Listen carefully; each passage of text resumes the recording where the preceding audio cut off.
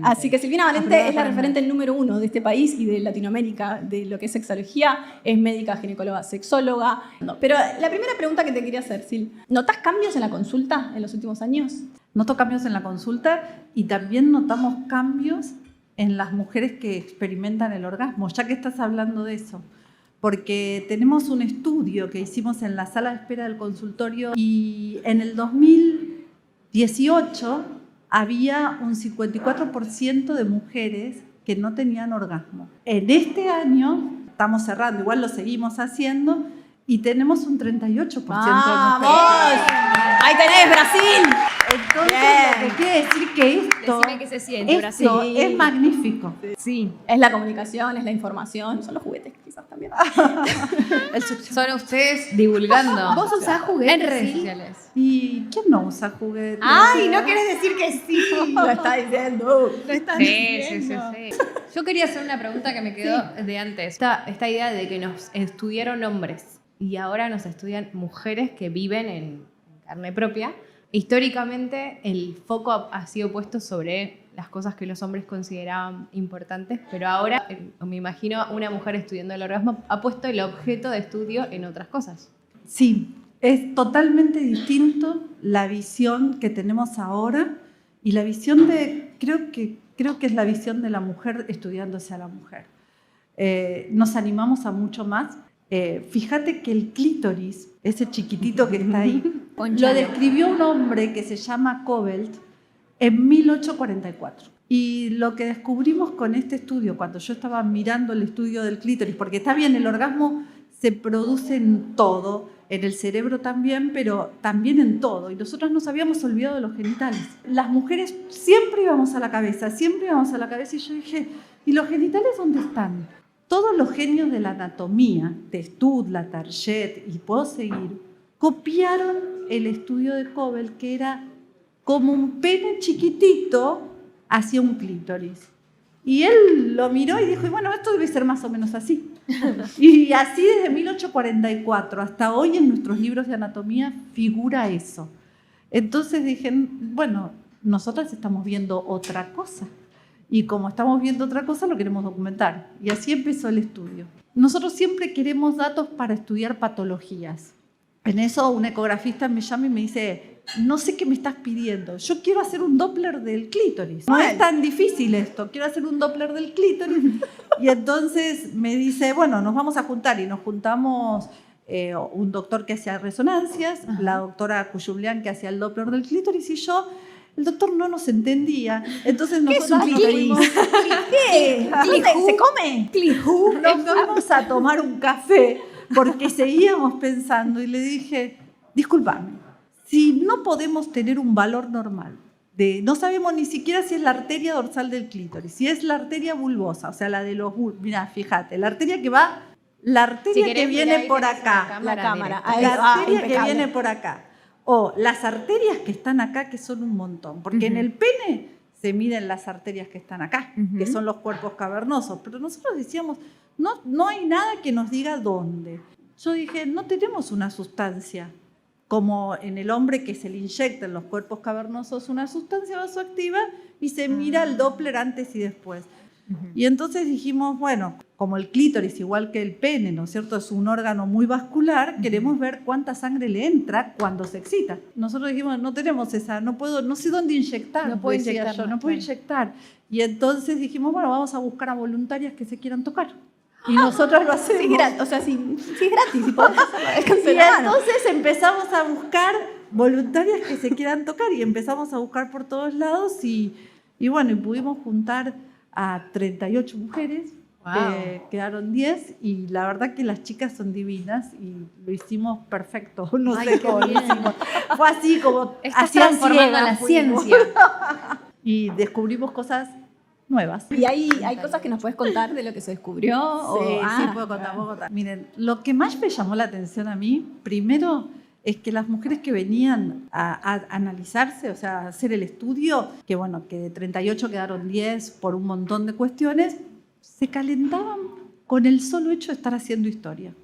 O sea, yo le decía, mira, podés usar esto. No Nosotros mirándolas a ustedes dos, hablando de lo que nos está pasando, para mí esto es Somos tan maravilloso, decía. Y yo la miraba y decía, Amo. yo Decime no todo puedo lo que creer. sabés. Y yo le decía, no, estamos Háblame haciendo difícil. historia, decía. Qué Esto va a bien, ser para sí, todas sí. las mujeres. O sea que más motivación que esta. Y después no te vas a la cama y necesitamos. estás tratando de, ¿no? de rendir. ¡Ay, sí! Y la otra, no, decime cosas inteligentes, por favor. Bueno, eso fue lo primero que encontramos, Qué bien. que las fantasías y lo que, como dijimos, el sentido del humor, cada uno tiene el suyo, lo que lo motiva a uno para calentarse, vamos a decir, para excitarse, es de cada uno. Y lo otro que encontramos es que el glande del clítoris no es que se va para atrás, que se va un poquito para atrás. Durante el orgasmo y empieza la excitación, pero durante el orgasmo se achica. Se achica. ¿Está? ¿Qué onda? Son ¿Qué dos, onda? ¿qué pasa? Vascular, o sea, es vascular, se va achicando. Por acá nos entra la sangre y después lo que descubrimos es que la sangre entra por acá, que tenemos que medir la del clítoris, somos diferentes a los varones. Las arterias que estamos midiendo son como pelitos, son finitas como pelos, son de muy alta resistencia, o sea que les cuesta mucho que entre la sangre. Y encontramos que estas arterias empiezan a bajar la resistencia y empiezan a llenar estos dos bulbos, ¿no es cierto? Estos dos cuerpos que son vasculares totales y empiezan a crecer hasta la parte posterior de la vagina, casi en el ano, y se junta la circulación de la parte superior del ano y de la parte de estos bulbos y entran por la parte posterior de la vagina. Hace todo un recorrido. Hacen un espectacular. recorrido y va de vuelta a la pelvis. Eso es lo que descubrimos nuevos, que antes decían que iban por adelante. Perdón, ¿se puede calcular el tamaño de cada clítoris de cada Sí. persona? Sí, se calculó. Se calculó el tamaño del clítoris y el tamaño de cada porción del clítoris. Y lo que medimos fue el tamaño durante el reposo, o sea, cuando no te pasa nada, cuando te empezás a excitar y después del orgasmo. Inmediatamente después del orgasmo. O sea, que eran chicas fantásticas porque se tenía el orgasmo y nosotros decíamos, ¿podemos entrar? Sí, ya. Y